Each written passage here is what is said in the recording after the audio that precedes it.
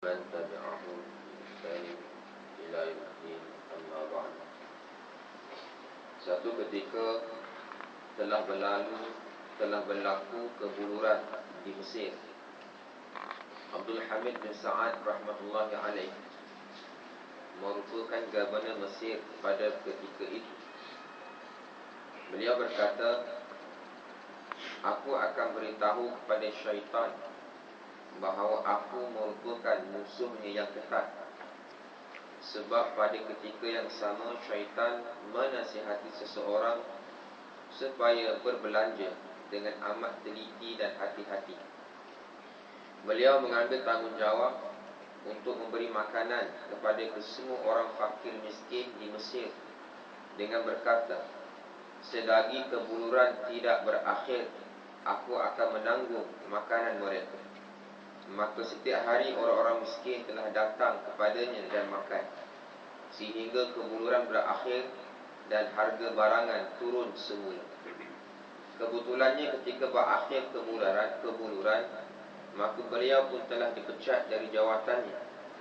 Semasa beliau pergi dari Mesir, hutang beliau kepada peniaga-peniaga Mesir sejumlah 1 juta dirham. Beliau berhutang untuk memberi makanan kepada orang-orang miskin pada waktu kebuluran. Beliau telah mengutip kesemua barang-barang kemas dari wanita-wanita dalam keluarganya, lalu dicagarkannya kepada piutang-piutang sebagai jaminan. Harga barang-barang kemas yang beliau cagarkan itu adalah 500 juta dirham. Lebih 1 juta dirham 500 juta dirham. Beliau berkeinginan untuk menjelaskan hutang dan mengambil balik barang-barang kemas tersebut. Tetapi walaupun mengambil masa yang lama, namun belum dapat wang sebanyak itu. Maka beliau menulis surat kepada peniaga-peniaga Mesir yang merupakan piutangnya, agar mereka menjual barang-barang kemas itu dan menjelaskan hutangnya. Wang yang baki setelah hutang dijelaskan, beliau meminta supaya mereka membahagi-bahagikannya kepada mereka yang beliau belum dapat menolongnya pada ketika berlakunya kebuluran. Barang-barang kemas itu pun adalah milik kaum wanita yang telah lahir di zaman itu. Maka mereka merasa tenang dan bertuah apabila barang milik mereka itu dijual dan dibahagikan kepada orang-orang miskin.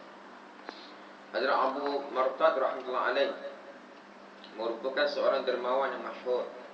Salah seorang mendatanginya lalu membaca beberapa syair berbentuk puji-pujian, yakni memuji orang bermurah hati adalah salah satu cara meminta pemberiannya. Beliau berkata, buat masa ini aku tidak ada apa-apa untuk diberikan kepadamu, tetapi aku ada satu cadangan supaya kamu mendapat wang. Kamu pergilah kepada qadi dan buatlah aduan bahawa aku berhutang dengan kamu 10,000 dirham. Ketika aku dipanggil untuk memberi keterangan, maka aku akan mengaku bersalah.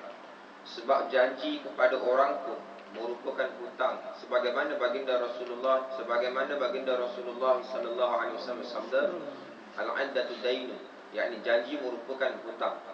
Qadi akan menahan aku kerana hutangmu. Ahli keluargaku tidak akan membiarkan aku dalam tahanan. Mereka akan mencari dan menguruskan untuk membayar jumlah itu kepada qadi supaya aku dibebaskan dari tahanan.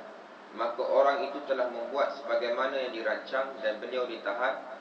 Pada sebelah petangnya, keluarganya telah membayar 10,000 dirham kepada qadi supaya beliau dibebaskan dari tahanan, sementara orang berkenaan telah mendapat wang tersebut.